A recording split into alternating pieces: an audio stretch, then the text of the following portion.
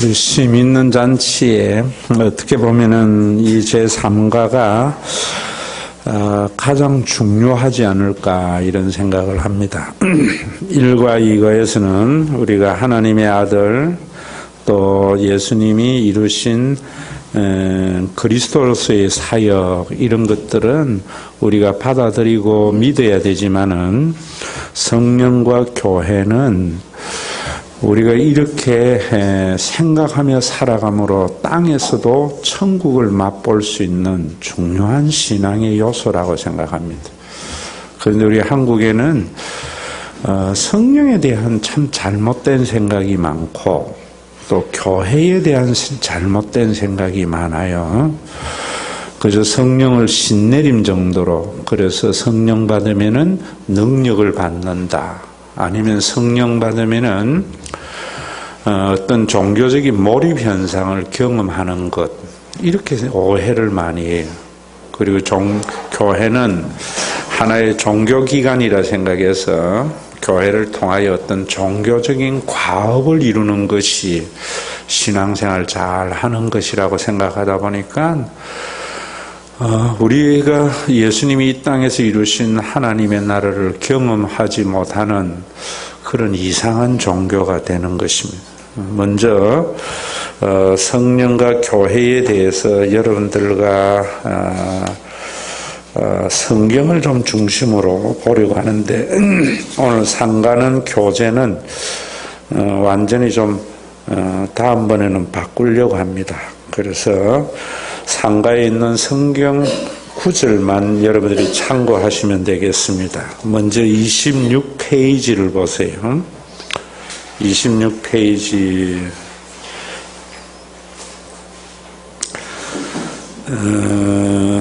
우리 그 밑에 누가복음 24장 있지요.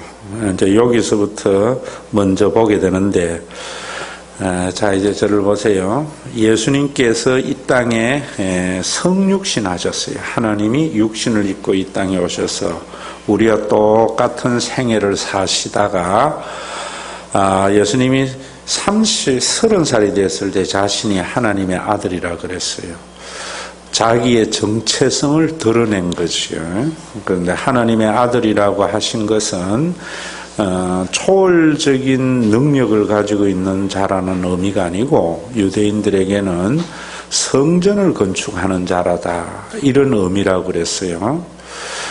그래서 예수님이 성전을 건축하기 위해서 십자가에 죽으셨어요. 그래서 여러분들이 예수님이 십자가에 죽으신 것은 역사적인 사실인데 구원받은 우리들은 그것이 성전의 기능을 완성한 것이다 이렇게 믿어야 돼요.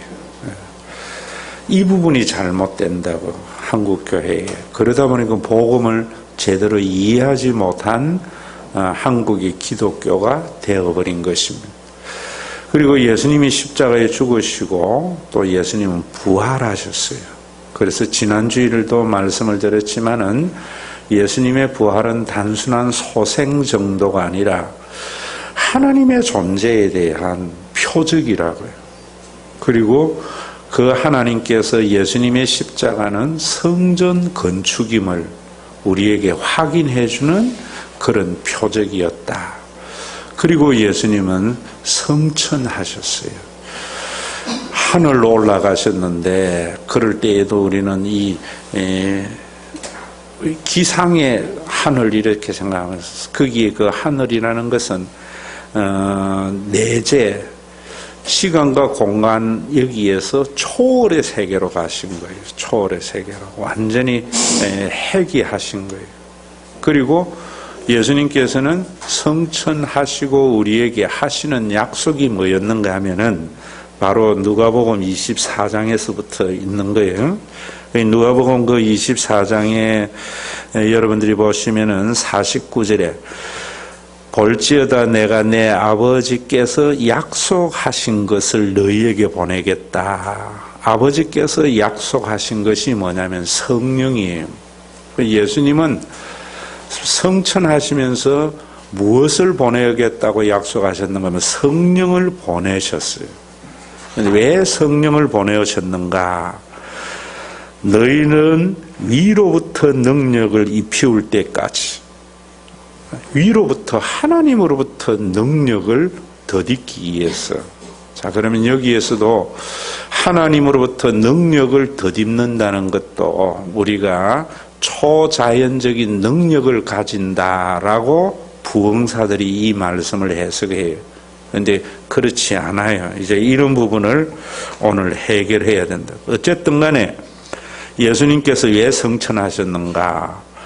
우리에게 성령을 보내어 주시려고. 그래서 사도행전 1장 4절에 보면은 예수님께서 성천하시면서 제자들에게 마지막으로 당부한 말이 뭐냐면은 아버지께서 약속하신 것을 기다리라, 성령을 기다리라 라고 말씀을 하세요. 그리고 1장 14절에 보면은 그 명령을 따라서 여자들과 예수님의 어머니 마리아와 예수님의 아우들과 더불어 제자들이 마음을 같이하여 오로지 기도에 힘쓰더라 그랬어요. 자, 그리고 사도행전 2장 1절과 4절에 보면은 오순절, 예수님이 성천하시고 50일이 지나자, 그때가 오순절인데 77절이라고도 하고 구약의 그 절기에 성령이 이 땅에 임할 때에 하늘로부터 급하고 강한 바람 같은 소리가 있었다고 그러고 안전 온 집에 가득하였다 하고 그러고 마치 불의 혀처럼 갈라지는 것이 사람들에게 보여졌다고 그래요. 그러면서 각 사람 위에 하나씩 임하여 있더라. 그래서 그들이 성령의 충만함을 받고 말하게 하심을 따라 다른 방언으로 말하기를 시작했다. 그러니까 여기 이 방언도 우리가 말하는 뭐 랄랄라 이런 방언이 아니고요. 나중에 보면 낭곱 방언, 외국어를 말하기를 시작했다. 이렇게 말을 해요.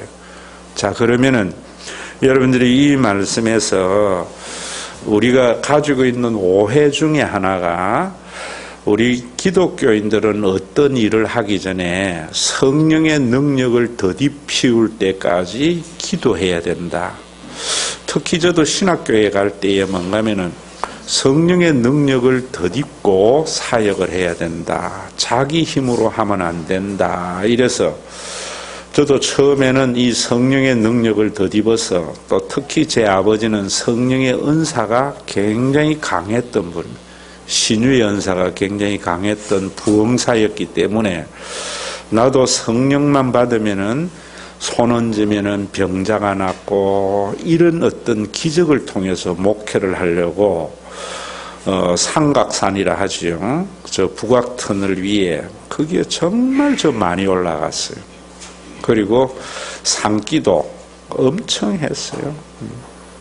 86년 12월에는 정말 그 크리스마스 지나고 연말에 비닐 한 장 뒤집어 쓰고 대구에 그 앞산이라는 데 있어요. 거기 올라가서 그것도 맨 꼭대기에 올라가서 굴에 들어가는 것 같다. 우리나라 산은 다 바위가 있잖아요. 바위 그 위에 가서 뒤집어 쓰면서 그 추울 때 이런 기도했던 것은 성령의 능력만 받으면 초자연적인 능력을 받는 줄 알고.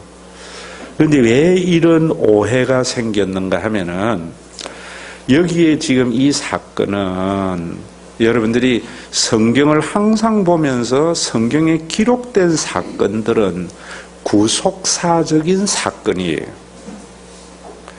그리고 우리의 신앙생활은 구속사적인 사건이 아니에요.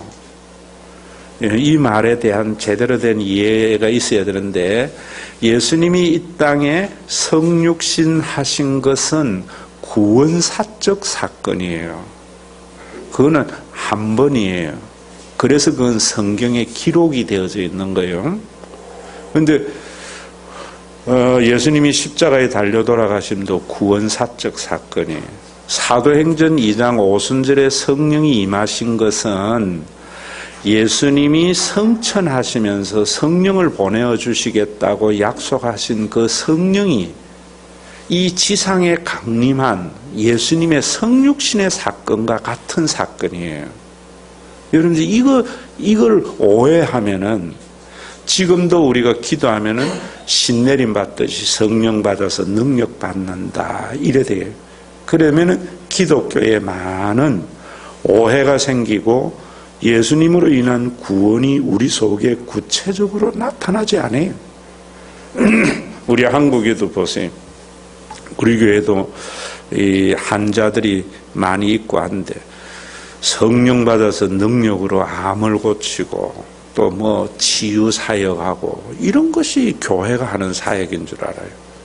그러다 보니까 진짜로 예수 그리스도의 구원이 우리 속에 나타나지 않는단 말입니다. 예수님에 의한 구원은 뭔가? 먼저 뒤에 이야기를 내가 여러분들에게 앞으로 당기면은 뭐냐면은 굉장한 자유함이에요. 이게 능력으로 입히는 거고요. 영생이라는 말은 영원히 산다는 그런 말이 아니고 하나님적 삶을 말해요. 하나님적 삶을 살게 되면은 우리에게 억압하는 많은 것들에서 자유하게 되어져요. 우리가 대표적으로 왜 교회가 구원이 나타나지 않는가? 이 자유함이 없는 거예요. 성령에 대한 잘못된 생각 때문에. 여러분들이 이 세상에 살면서 우리가 육신을 가지고 있는 인간이잖아요. 그래서 우리는 반드시 음식을 섭취해야만이 우리가 살아갈 수 있어요. 그런데 이런 걸 부정하게 된다고 헬라 사상으로 보면 뭐라고 이야기하는가 하면은 금욕주의적인 삶, 그냥 가난하게 사는 것을 경건이라 생각하기도 하고 또 그런 것들 많이 복을 받아야 된다고 하는 물신주의로 흘러버린다고요. 예수를 믿으면은 먹고 사는 문제의 염려에서 해방이 일어나요. 자유하게 되죠. 그것이 성령의 충만함이에요. 또 우리가 여러분들이 여러분들의 자녀들이나 먹고 사는 문제에 언제나 매여 살잖아요. 그러다 보니까 우리의 삶을 누릴 줄도 모르고 나눌 줄도 모르잖아요. 성령 충만함을 받아서 여러분들이 그런 것에서 자유하게 돼야 된다고. 그러면 그 목사 내 이야기인가? 옛날에 한국교회는 그랬어요. 여러분들에게도 제가 말씀드리잖아요. 옛날에는 우리가 농경시대에 부모로부터 유산을 못 받으면 결코 가난을 벗어날 수 없다고. 땅이 우리의 재산이었기 때문에. 장자들은 부모로부터 유산을 받는 것 외에 제사를 지내기 때문에. 그래서 장자 상속이 있는데 그 장자가 예수 믿으면서 나 부모 유산 필요 없습니다. 예수 믿겠습니다. 얼마나 돈에 대해서 자유한 삶을 보여줬어요.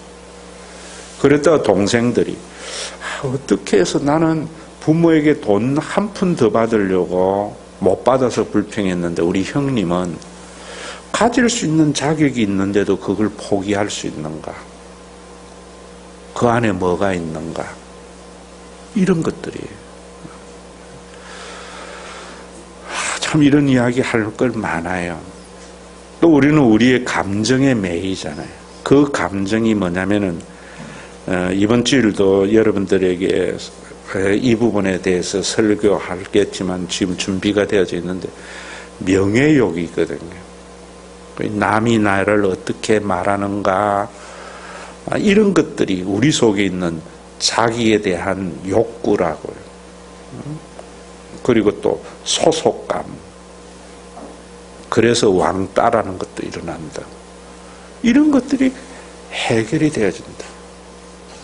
교회에서 누가 예수 믿고 나면은 나라에 대해서 오해를 하고 잘못된 말을 해도 기분이 나쁘지만은 그 감정에 매여가지고 대로받고 말로 주는 일을 하지 않는 게 성령의 충만함이에요. 위로부터 능력을 입히는 것을 이렇게 이해해야 되는데 이렇게 이해하지 아니하니까 교회가 얼마나 많은 말들이 오고 가요. 소속감, 인간에게는요. 그래서 인간에게 참 왕따라는 게 힘든 일인데, 성령의 충만함을 받으면은 더 친한 사람, 덜 친한 사람이 없어져요. 그런 것은 다 인간이 소속욕에서 나오는 거거든요. 교회에 여러분들이 성령 충만하게 되면은 나하고 더 친한 사람, 덜 친한 사람이 없어지기 때문에 왕따라는 게 교회는 생기지 않아요. 외로움이. 이번에 공부하는 이유가 그런 거예요. 성령에 대한 바른 생각을 하자는 거예요. 그저 성령 받으면 병 고친다는 것은 그건 부흥사들이 샤머니즘 신앙에 영향을 받아서 만드는 거예요. 그런 것의 대표적인 게 지금 굉장히 사회적인 무리를 일으키는 이재록 만민교회라든지 김기동의 그런 귀신론이라든지 다 그런 거예요. 자, 그러면은 이 기도에 힘쓰는 것은 뭐냐면 초대교회에 예수님의 약속을 따라서 이 사람들이 기도에 힘써서 오순절에 성령이 우주적으로 임하셨어요. 우리는 그 사실을 받아들이는 것이 믿음이에요. 예수님이 하나님의 아들로 이 땅에 성육신 2000년 전에 한 것을 믿는데 지금도 예수님은 성육신 하기를 바란다고 하면 웃기는 이야기잖아요. 우리는 그 사실을 받아들이듯이 오순절에 성령님이 임하신 사실을 우리는 받아들이면 되어져요. 그럼 왜 성령을 우리에게 보내주셨는가? 두 번째 질문이에요. 자, 첫째는 선하셔서 약속하신 성령이 약속하신 것이 무엇인가? 성령을 보내주시겠다고 하셨는데 그 약속대로 성령님이 이 땅에 오순절에 왕 것을 받아들이는 것이 믿음이에요. 지금도 성령 받으려고 하는 게 아니고요. 요거 분명한 정리를 하고 넘어가요. 두 번째로, 그러면 왜 예수님께서 그 성령을 보내주셨는가? 앞에도 이야기했지만은 사도행전 2장 42절과 47절에 보면은 교회를 이 땅에 만드시기 위해서요. 이게 굉장히 중요한 거예요. 자체를 보세요. 성령이 오시고 나니까 이 지상에 교회가 생겼어요. 이 교회는 세상의 어떤 모임하고 다른 구별된 교회예요. 그래서 이번에 고린도전서를 여러분들이 쭉 강해해 갈 때에 절대로 놓쳐서 안 되는 것은 교회가 교회다워지자. 모든 설교가 거기에 맞춰져 있는 거예요. 우리 교회가 고린도전서를 함께 1년 이상 우리가 보게 될 텐데 이제는 우리 교회가 교회다워지자는 거예요. 그 교회다워지는 게 뭔가 성경하는 교회인가 무슨 하는 이런 게 아니에요. 예수님이 성령을 보내어 주어서 우리가 만드신 그 거룩한 교회. 그래서 고린도전서를 하면서 내가 거룩한 교회 할 때 거룩이라는 것은 종교적인 개념이 아니고 물리적인 개념이다. 구별되었다. 이랬잖아요. 이 사도행전 2장에 보면은 참 이상한 공동체가 나타나요. 그 사도행전 2장의 그 교회도 구원사적 사건이에요. 오늘의 교회하고는 많이 달라요. 그 사도행전 2장의 그 교회는 예수님이 재림하면은 일어나는 완전한 교회의 모습을 보여주고 있는 거예요. 이 말, 이걸 놓쳐버리면 신천지에 빠질 수 있다고요. 예수님이 재림하면 우리 육신이 다음 주에 이제 우리가 다시 이 부분에 대해서 재림에 대해서 공부하게 되는데 우리 육신이 호련히 변화되어져요. 그 변화는 시간과 공간의 제한을 받지 않는 육신이 되어져요. 또 우리는 먹어야만이 생명이 유지되는 그런 육신이 아니에요. 그러다 보니까 사도행전 2장에 보면은 모든 물건을 서로 통용하고 네 것 내 것이 없는 그런 모습들. 죽으면은 우리가 예수님 재림하면은 네 것 내 것이 없는 그런 부분이 있지만은 육신을 가지고 있는 우리에게는 네 것 내 것이 있다고요. 그래서 이단들이 보면은 지금도 웃기는 것만, 옛날에 박태선 전도관이나 이런 것들은 전부 사도행전 2장을 가지고 봐라, 성령 충만하니까 모든 재산을 팔아서 사도의 발 앞에 갖다 놔놓고 핏줄한 점이 없는 함께 공동체 생활하자. 이거는 구원사적 사건에 대한 오해예요. 지금도 여러분 뭐 라벌이나 이런 공동체 생활하는데 그런 것은 이미 이루어진 하나님의 나라라고 생각하는 잘못된 거예요. 지금도 기독교 안에 그런 운동이 있어요. 자기네들끼리 모여서 공동체 생활을 영위하자는, 그거는 재림 이후의 하나님의 나라예요. 교회는 그런 게 아니에요. 사도행전 2장에 대한 오해인데요. 자, 그러면은 성령을 보내준 이유는 요한복음 1장 28페이지 그 뒤 페이지 보세요. 요한 8페이지 그 세 번째 보면 요한복음 1장 13절에서 11절에서 13절 있지요. 자기 땅에 오매 자기 백성이 영접하지 아니하였더라. 영접하는 자 그 이름을 믿는 자들이 하나님의 자녀가 되는 권세를 주셨으니 이는 혈통으로나 육적으로나 사람의 뜻으로 나지 않고 하나님께로 난 자들이다. 이거는 제가 여러 번 우리 교회에서 이야기했어요. 선교단체에서 영접하는 자 그 이름을 믿는 자에게는 하나님의 자녀가 되는 권세를 준다고 이야기해서 형제님, 자매님, 예수님을 영접하세요. 그러면 하나님의 자녀입니다. 그 구원의 확신도 이렇게 해요. 구원의 확신에 대해서 흔들리면 하나님의 자녀에 대해서 이걸 읽어보세요. 이 말씀 누가 하셨어요? 예수님이 하셨어요. 예수님 거짓말하겠어요? 진짜겠어요? 진짜겠죠. 그러면은 예수님이 약속하신 건데 이 형제님은 영접했기 때문에 하나님의 자녀입니까? 아닙니까? 하나님의 자녀입니다. 이렇게 영접한다. 이 말은 거기에 보면 자기 땅에 자기 백성이 영접지 아니하였다. 그냥 영접만 하면, 말로 영접하면 하나님의 자녀가 된다는 말은 너무 성경을 피상적으로 본 거예요.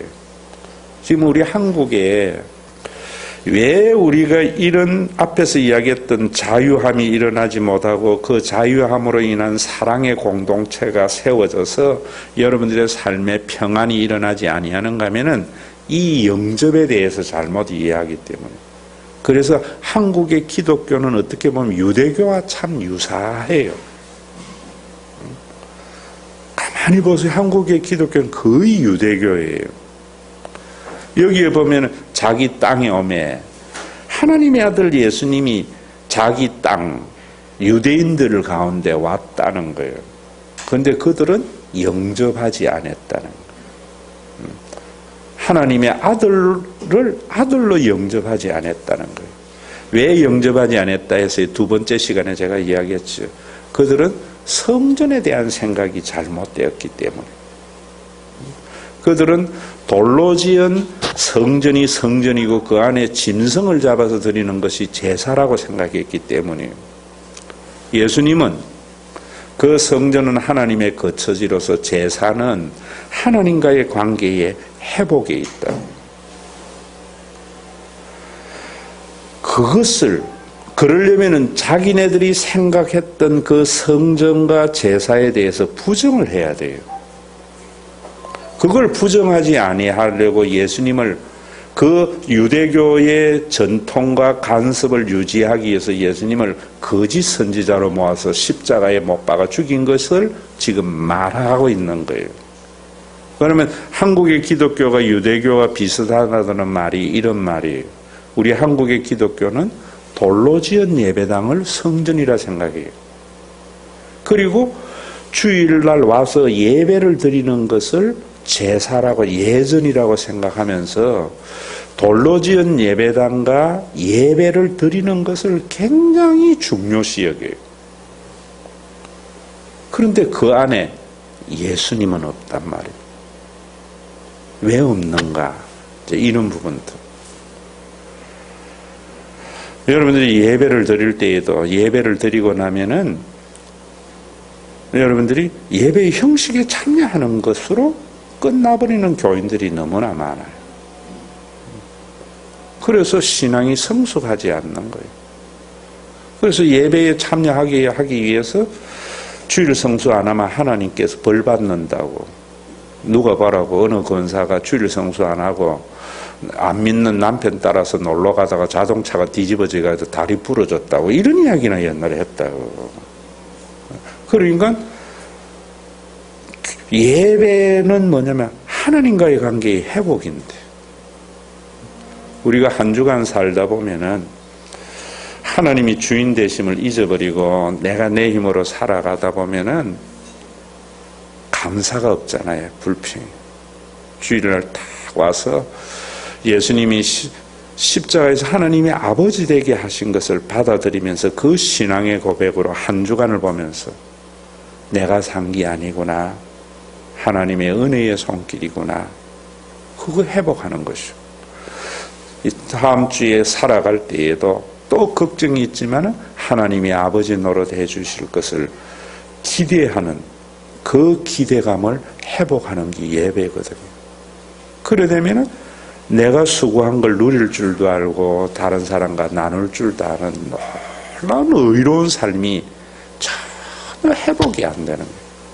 왜? 예배는 무릎을 꿇는 거거든요. 예수님의 십자가의 사건에 내가 굴복하는 게 예배예요. 그런 예배가 안 일어난다고. 왜? 형식에만 치우치니까. 그래서 영어에 이야기하는데 go to the church 하는 거예요. go to church 안 하고. 옛날에 목사님들의 말 중에 예배당 마당만 밟는다는 말이 그런 말이에요. 유대인들이 그랬다고요. 그래서 유대인들에는 더 종교에 매여서 억압을 받았고 그 유대 사회에는 하나님의 나라가 회복이 되지, 하나님의 공의가 회복되지 않았다고. 그래서 자기 땅에 오는데 영접하는 자 그 이름을 믿는 자들에게는 하나님의 자녀가 된다. 유대교가 아니다. 이런 말이에요. 거기 갈로 안에는. 예수님이 하나님의 아들로서 십자가에 달려 들어가신 것이 성전의 기능을 완성한 것으로서 하나님이 나의 아버지로 받아들이는 자만이 하나님의 자녀이다. 이런 말인데 그냥 말로 영접하는 거예요. 그러면 하나님의 그 영접하는 자는 이는 혈통으로나 육정으로 사람의 뜻으로 나지 아니하고 혈연적 관계나 인간의 육적인 관계는 인간에 의해서 만들어지는 거라는 거예요. 하나님을 아버지로 믿는 이 믿음만이 하나님께로 난 자라는 거예요. 이건 하나님에 의해서 나는 거다. 이런 말이에요. 여러분들이 그러면 이 사람이 영접했는가 안 했는가는 뭐로 보면 아는가? 이 사람이 하나님이 아버지 노릇 해주실 것을 믿으며 사는가? 자기 힘으로 살려고 하는가? 이 사람이 타인을 섬김의 대상으로 삼는가? 경쟁의 대상으로 삼는가? 이것으로 거듭났는가 아닌가를 판가름해야 된다. 자, 이런 것들이 그래서 오늘 중요하다는 거예요, 여러분들. 자, 그러면은 사도행전 1장 8절도 제가 여러분들에게 참 많이 했죠. 오직 성령이 너희에게 임하시면 너희가 권능을 받고, 여기 이 권능을 능력을 입히울 때까지 초자연적인 능력이 아니라 두나미스, 다이나마이트로서 우리 인간이 만든 사회 속에 살아가기 위한 인간의 가치관이 파괴된다는 거예요. 그리고 그 인간이 만든 사회적인 질서가 무너지면서 새로운 가치관과 새로운 질서가 생겨난다는 것. 권능은 그것을 말해요. 어떻게 생겨나는가, 이제 이런 것들이. 그래서 로마서 사도행전 16장 21절에는, 그 다음에 요한복음 1장, 그 다음에 로마서 8장 15절 16절 28페이지에 그 제일 위에 있죠? 다 같이 읽습니다. 시작. 너희는 다시 무수하는 종의 영을 받지 아니하고 양자의 영을 받아 우리가 아빠 아버지라 부르진다. 그러면서 16절에 뭐라 그래요? 성령이 친히 우리 영과 더불어 우리가 하나님의 자녀인 것을 증언한다. 자, 바울이 지금 뭐라고 이야기하는가? 여러분, 여기에 성령이 우리 영으로 더불어 뭐인 걸 증언한다고요? 하나님이 아버지이신 것을. 이게 내적 증거라고 하는데, 성령의 내적 증거라고 하는데, 우리는 성령이 하나님이 아버지인 것을 증언하는 것이 아니고 자꾸 능력 받는다고 하니까 본질적인 것을 놓치고 있다. 로마 교회에도 마찬가지로 지금 이야기하는 기고, 그래서 갈라디아서 4장 6절, 4절에서 6절에도 보면은 너희가 아들이므로 하나님이 그 아들의 영을 우리 마음 가운데 보내사 우리를 뭐 하게 한다고요? 아빠 아버지라고. 성령이 오셔서 우리 속에 예수님이 십자가에 달려 돌아가신 것은 하나님이 우리의 아버지 되게 하신 것을 우리 속에 믿어지게 해서 하나님을 아빠 아버지라 부르게 한다. 이게 성령의 본질적인 역할이에요. 자, 그래서 그 다음에 그 밑에 보면은 사도행전 1장 8절 읽지요. 다 같이 읽습니다. 시작. 오직 성령이 너희에게 임하면 너희가 권능을 받고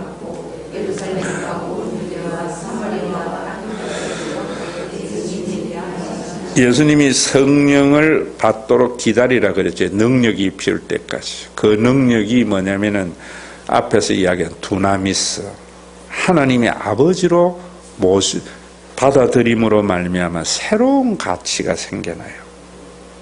전혀.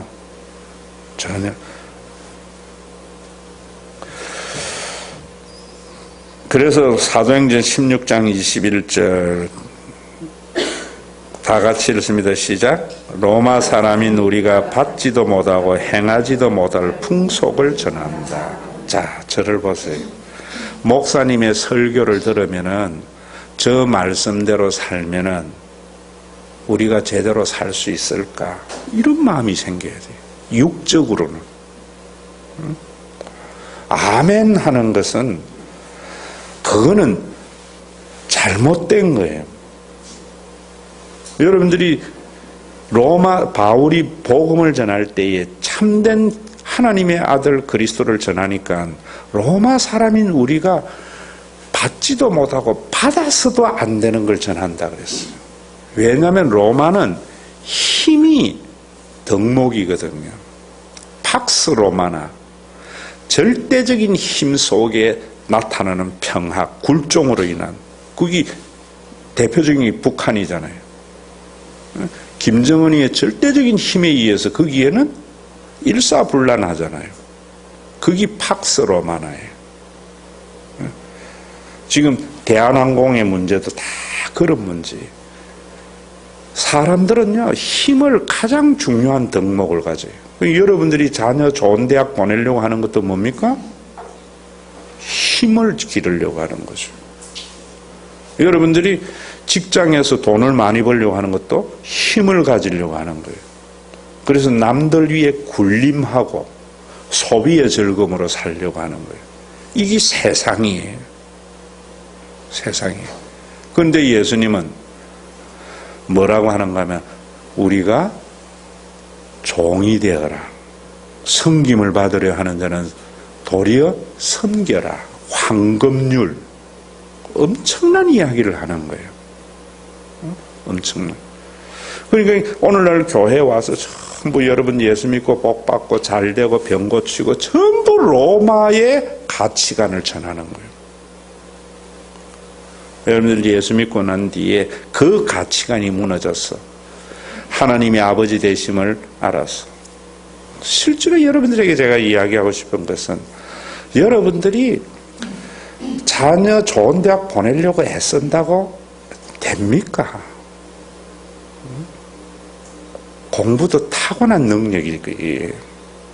이 세상에 안 되고 싶은 사람 어디 있어요? 그런데 부자 될 사람이 있고 안 될 사람이 있다고. 예수 믿고 부자 되고 자녀 좋은 대학 가는 것 같으면 전부 예수 믿지요. 그런데 전부 그 환상에 따라서 쓸데없는 신앙생활을 하고 있는 거예요. 쓸데없는 신앙생활. 여러분, 그래서 어디에 가서 그 교회 가면 목사님이 뭐 이러면은 정말 예수님이 성경은 로마 사람인 우리가 받지 못할 풍수. 왜냐하면 예수님이 말씀하신 것은 노예의 덕목이거든요. 로마인들은 절대로 로마 노예가 돼서는 안 된다고 생각하는 거예요. 그래서 남들하고 말싸움에서 그 말에 굴복하는 것은 노예들이나 하는 짓이라고 생각했던 거예요. 다른 사람을 섬기는 것은 노예들이나 하는 것이지. 우리나라가 지금 왜 힘들어요? 아이들에게 뭐라 그래요? 맞고 오면은 니는 똑같은 밥 먹고 왜 맞고 와? 때리고 오지. 기죽지 마. 이겨. 전부 로마의 법을 가르치는 거예요. 왜 여러분 북유럽이 우리보다 더 좋은가? 기독교의 가치가. 그들은 자녀에게 뭐라는 거야? 다른 사람에게 유익한 사람이 되거라. 노예가 다른 사람에게 유익한 사람이 돼요. 이거는 거듭나지 않으면 모르는 거예요. 자, 그런데 이걸 만든 것이 예수님인데 희한한 신비한 능력이 생기는 거예요. 사도행전 20장 30, 같이 읽습니다. 35절 다 같이 읽으면 시작. 범사에 여러분에게 모범을 보여준 바와 같이 수고하여 약한 자들을 돕고 또 예수께서 친히 말씀하신 바 주는 것이 받는 것보다 복이 있다 하심을 기억하여야 할지니라. 자, 주는 것이 뭐 하다고요? 받는 것보다 복이 있다. 이게 성령이 오심으로 말미암아 우리에게 신비한 변화의 역사이고 위로부터 능력을 덧입은 거예요. 자, 그러면 하나님이 아버지 되심을 받아들이는 순간 제가 여러분들에게 자주 쓰는 말이잖아요. 직장에 가서 온갖 수모 다 겪고 딸 같은 애에게 물병 던짐을 당하고 이러는 것도 뭔가 하면은 자녀들 때문에 견뎌요. 그래서 벌어온 돈을 자녀들 메이크업 사주고 이러면서 부모는 행복해요. 받는 자녀는 불평해요. 엄마들이 새벽에 일어나서 애들 학교 남편 새벽밥 지어준다고. 그것도 딸그락거리면은 애들 깰까봐, 남편 깰까봐. 그래서 밥을 차려놨는데 일어난 남편이나 애들은 밥 안 먹어 하고 간다고. 그거 먹어주면은 그렇게 행복해요. 이게 피의 힘이고 가족의 힘이에요. 그 힘이 가족에게만이 아니고 모든 사람에게 있도록 성령을 보내어 주신 거예요. 여러분들이 성령의 그 사실을 이렇게 받아들이고 살면은요, 이 신비함을 경험하게 되어져요. 목사님들도 목회 크게 해가지고 뭐 자기에게 뭐 이런 행복은 세상에 있는 사람도 행복해요. 성령 받고 제대로 이 복음을 알게 되면은 교인들이 잘 되는 게 그렇게 행복해요. 남 잘 되는 거 행복한 사람을 누가 불행하게 하겠어요? 이게 성령의 능력이에요. 성령의 능력.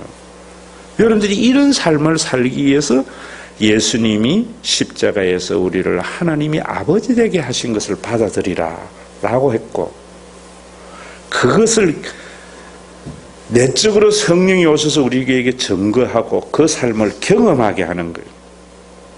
경험하게.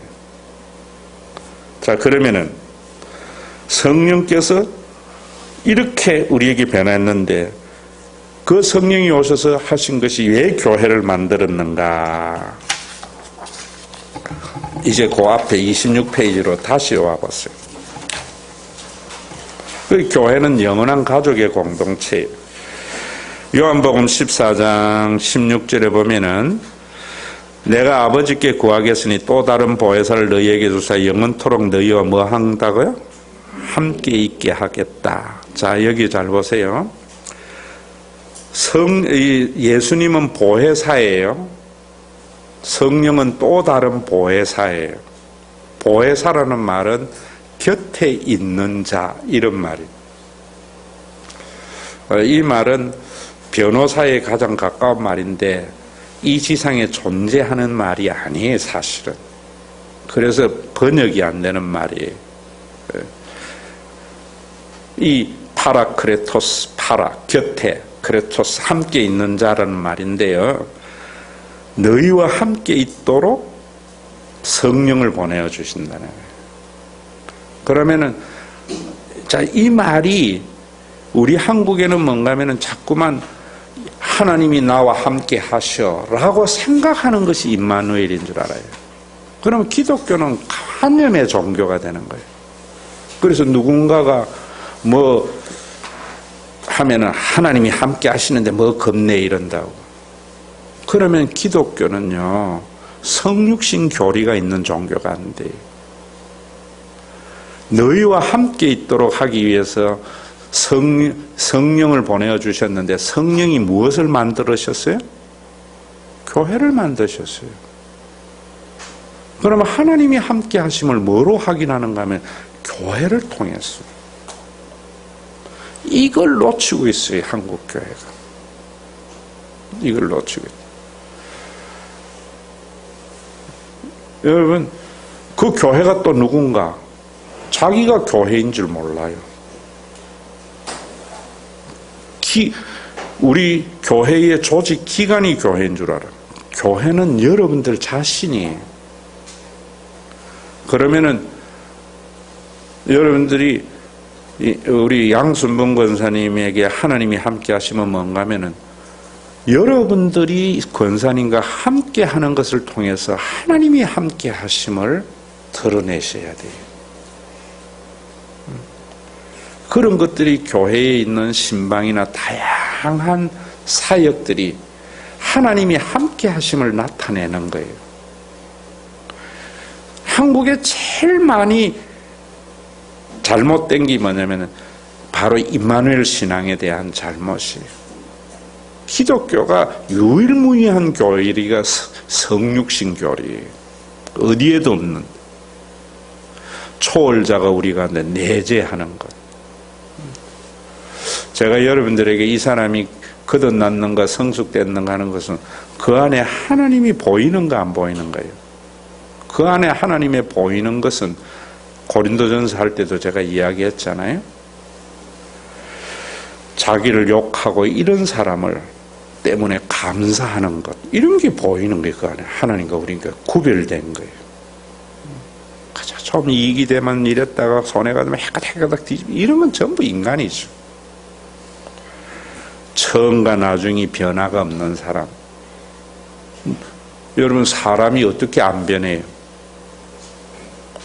그러나 하나님만이 변하지 않거든요. 교회에도 보면 그런 거 많아요. 좀 좋으면 세상 다 얻은 것 같이 설치고 조금만 뭐 하면은 뭐 그 안에 하나님이 안 보이는 거예요. 하나님이 있는 사람은 처음과 나중이 같아요. 좋을 때나 싫을 때나 한결같아요. 사도행전 요한복음 14장 26절 27절에도 보면은 보세요. 보혜사 곧 아버지께서 내 이름으로 보내실 성령 그가 너희에게 모든 것을 뭐 한다고요? 가르치고 또 내가 너희에게 말한 모든 것을 뭐 한다고요? 생각나. 자, 여기 보면은 성령님이 오시면은 가르치고 생각나게 한다. 여기에서 여러분들이 행간에 있는 말, 성령이 오시면 무엇이 만들어진다고요? 교회가. 그러면은 교회의 모습을 보면서, 자, 저를 보세요. 내가 너희에게 가르친 것이 뭐냐면, 예수님은 돌로 지은 성전이 성전이 아니고 짐승을 잡아드리는 제사가 제사가 아니고, 내가 십자가의 제물이 되어서 하나님이 너희의 아버지가 되고 너희는 하나님의 자녀가 된다고 하는 것이 십자가의 도예요. 십자가의 도. 이 고린도전서 하면서 계속 복음에 대한 이야기를 할 때에 도는 말씀이라는 말, 십자가를 통하여 하시는 말씀이 그 말씀이에요.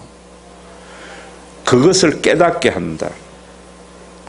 여러분들이 교회를 통해서 하나님이 아버지 되심을 깨달아야 돼요. 그걸 내가 대학교에 있을 때에 한 집사님의 이야기를 통해서 했잖아요. 교회가 하나님 노릇 해주시는 거예요. 시간이 많이 가서 넘어갈게요.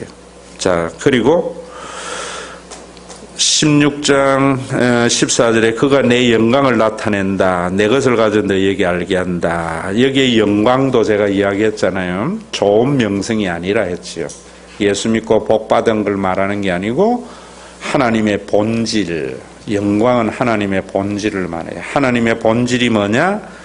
17장 21절에 보면은 그 밑에 10절 20절 보면은 하나가 되는 것이 하나님의 본질이에요. 그래서 17장 22절에도 그들도 하나가 되게 하려 합니다.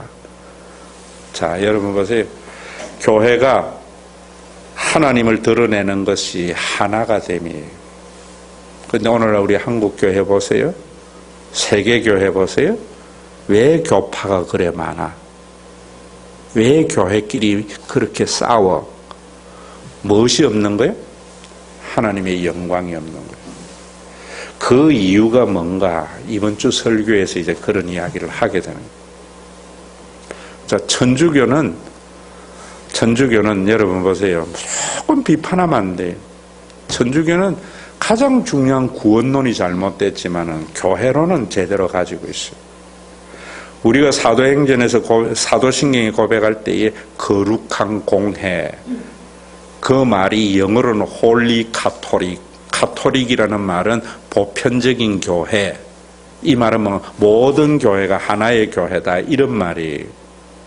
그래서 구별되어져야 된다 이런 말인데, 우리 개혁주의 교회가 카톨릭이에요. 우리는 기독교, 저는 카톨릭. 웃기는 말이에요. 지금 완전히 이런 개념을 전혀 모르고 쓰니까 교인들이 막 헷갈리는 거예요. 그런데 그래서 천주교는 보세요. 우리 개신교는 뭐 조금 교리가 달라도 교파가 다르고 감리교, 장로교 막 이러잖아요. 천주교는요, 보세요. 그 천주교 안에는 사회정의 구현당 같은 그런 아주 급진적인 자도 있고, 천주교는 뭐 한마디로 이건 천주교라고 나타내지만 다양한 게 있어요. 그런데 천주교는 무엇으로 하나의 천주교예요. 천주교가 뭐 교단이 있는 거 아니잖아요. 그런데 천주교는 그 머리에 뭐가 있는가 하면은 로마 교황이 있어요. 예수님이 있어야 되는데. 이게 문제예요. 근본적으로. 홀리 카톨릭이라는 것은 예수님을 중심으로 해서 모든 교회가 하나의 교회라는 거예요. 모든 교회가.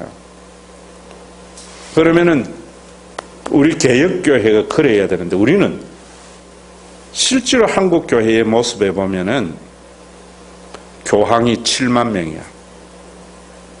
교회들마다 담임 목사가 교황이에요. 그러니까 우리가 이런 부분에 대해서 여러분들이 알고 회개하자는 거예요.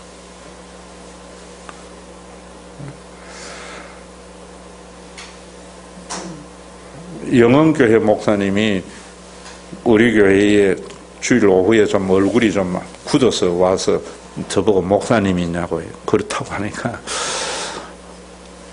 우리 교인들이 오고 가는데 차가 일렬로 세가지고 교행이 안 되니까 너무 불편해서 그래서 좀 그래 왔다고 그러더라고요. 미안하다고.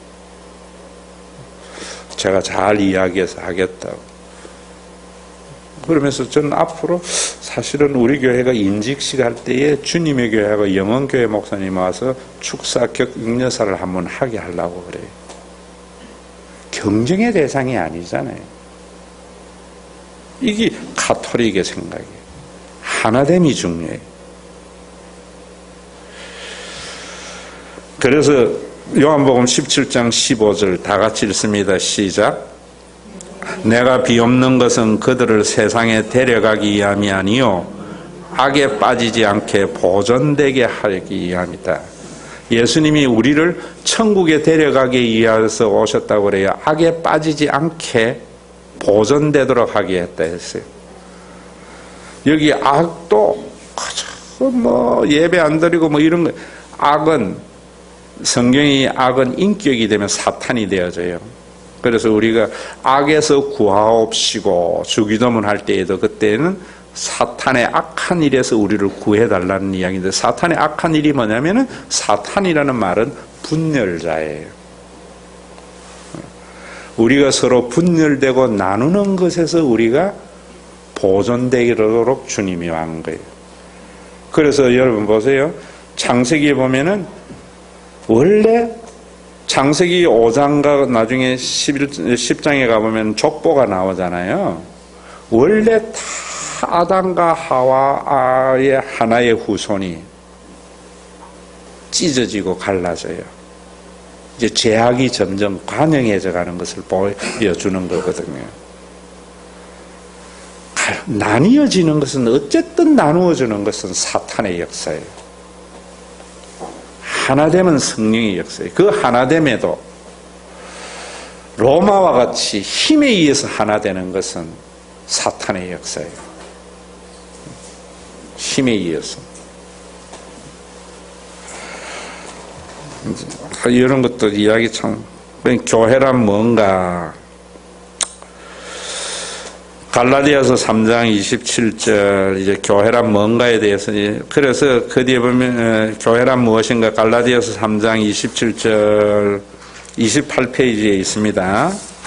28페이지로 다시 돌아와서, 3장, 누구든지 그리스도와 합하기 위하여 세례를 받은 자는 그리스도로 옷 입는다.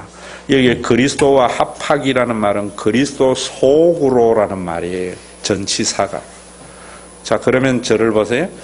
그리스도 속으로 들어간다고 하니까 내가 예수를 믿으면은 예수님 안으로 들어가는 거다 생각하라는 게 아니고, 그리스도가 하신 일이 뭐예요? 교회예요. 내가 교회의 한 일원이 되는 것이 어떤 교회? 그리스도의 몸된 교회. 영원한 가족의 공동체의 일원이 되는 것이 그리스도 속으로 들어가는 거예요. 그리고 고린도전서 12장 13절에 보면 우리가 유대인이나 헬라인이나 종이나 자유인이나 다 한 성령으로 세례를 받아 한 몸이 되었고 한 성령을 마시게 되었다. 유대인이나 헬라인, 민족적 구분, 종교적 구분, 종이나 자유인, 사회적인 신분의 차별이 다 없어지는 거예요. 자, 저도 참, 참 그런 좋은 경험했어요. 돈이 있으니까 신이 되어져요. 큰 돈이 있잖아요. 그러면 형님이나 매형도요, 이 새끼 저 새끼예요. 이해 안 되지요. 동생 보고 예 이래요. 그런 거 좀 목도도 했어요. 이게 어디까지 봐야 되는지. 이 돈의 힘이더라고요. 그건 잘못된 가정이잖아요. 제대로 된 가정은 형님이 대통령이고 동생이 대통령이라도 네? 동생이에요. 돈이 있고 없고 이런 거에 대한 차별이 없어야 돼요. 교회에도 돈이 있어야 돼. 전부 잘못된 모습이죠. 다 한 몸이라 하잖아요. 그 성령이 오셔서 교회를 만드셨다는 것을 여러분들이 인정해야 하는 이유가 바로 그런 거예요. 그 교회는 영원한 가족이라고 하는 이유가 어디 있는가 하면 그래야지 차별이 없는 교회가 되기 때문에. 옛날에는 그랬어요. 목사님들도요, 뭐 좋은 목사 안 좋은 목사, 좋은 교회 안 좋은 교회 이런 거 안 따졌어요. 60년대까지만 해도. 60년대까지만 해도 우리 교회 좋은 교회라면 뭐라 했는가 하면 어른들이 뭐라 했어요. 교회는 다 똑같이 좋은 교회 안 좋은 교회 어디 있어. 우리 목사님 훌륭해 이러면 목사는 다 같은 목사지 훌륭하고 덜 훌륭한 게 어디 있어. 차별이 없었어요. 차별은 자본주의적 가치관이 만들어낸 거예요. 목사와 여러분 교인의 이런 직급도 잘못된 거예요. 직능의 차이. 그래서 고린도전서 12장 26절에 보면은 한 지체가 고통을 당하면 모든 지체가 고통을 당하고 한 지체가 영광을 얻으면 모든 지체가 함께 즐거워하는 것. 성령이 교회를 만드신 것이 이런 거예요. 교회는 이런 거예요. 그리고 고린도전서 9장 11절에 보면은 이것도 참 지금 여러분들이 자꾸 짧게 하자 해가지고요. 2가 3가는 사실은 나누어야 되는 거예요. 처음에 8가까지 했는데 제가 가주는 거예요. 그러게 지금 내가 너무 많이 생략하고 넘어가는 거예요. 지금 사실은. 신령한 것을 뿌렸는 적. 여기 이럴 때에 여러분들이 신령한 것은요, 성경에는 성령을 말해요. 성령을 나누어 주는 게 뭔가 이런 것도 다 설명해 줘야 되는 시간이. 육적인 것은 뭐냐면 돈을 말해요. 성령을 나누어 줬는데 돈도 함께 써야 되지 않나 이런 말이에요. 예루살렘 교회가 가난하니까 도와줘야 된다 이런 말이에요. 로마서에 보면은 저희가 기뻐서 하였거니와 또한 저희는 그들에게 빚진 자니 많은 이방인들이 그들의 영적인 것을 나눠 가졌으면 육적인 것을 그들을 섬기는 게 마찬가지. 자, 보세요. 제가 황영미 권사님에게 예수님이 십자가에 달려 돌아가셔서 권사님의 하나님의 자녀입니다 라고 이야기를 했을 때에 이것은 뭐냐면 성령을 나누어 주는 거예요. 복음을 전하는 것이 성령을 나누어 주는 거예요. 앞으로 뭐 성령 임파테이션 해가지고 뭐 이렇게 하면은 넘어지고 이런 거 지금 한국 교회 많이 해요. 이빨이 아말강이 뭐 금리빨로 변하는 거 전부 무당신학이에요. 바울이 지금 성령을 나누어 주는 것은 복음을 전해서 그가 하나님의 자녀가 되는 것이 성령을 나누어 주는 거예요. 그러면은 우리는 뭐가 되는가 하면은 성령을 함께 나누어 가진 영적인 가족이 되는 거예요. 그러면서 지금 하는 이야기가 너희가 영적인 가족이라면은 물질도 함께 나누는 것이 맞지 않냐 이런 말이에요. 그래서 그 물질을 함께 나누는 것이 뭐냐면은 11조예요. 11조. 그걸 모두 다 함께 공동 소유하자 이러는 것은 재림 이후의 교회를 말하는 거예요. 그래서 여러분들 우리 교회 같은 경우 제가 기독교 윤리를 가르쳤기 때문에 정확하게 가는 게 목회예요. 저는 우리 교회가 어떤 어려운 분이 있으면은 교회가 할 수 있는 만큼만 하는 거예요. 더 많이 하는 것은 다른 교인들에게 부담이 되는 거예요. 우리 한국은 잘못된 가족애가 있어요. 그래서 하나가 사업 부도나면은 모든 가족이 다 보증서가 무너지잖아요. 잘못된 거예요. 우리가 형제이지만은 자기의 삶이 있어요. 그래서 만약에 동생이 사업이 뭐 한다면은 내가 할 수 있는 만큼 그건 책임지려고 하는 것은 자기가 하나님 되려고 하는 잘못된 거예요.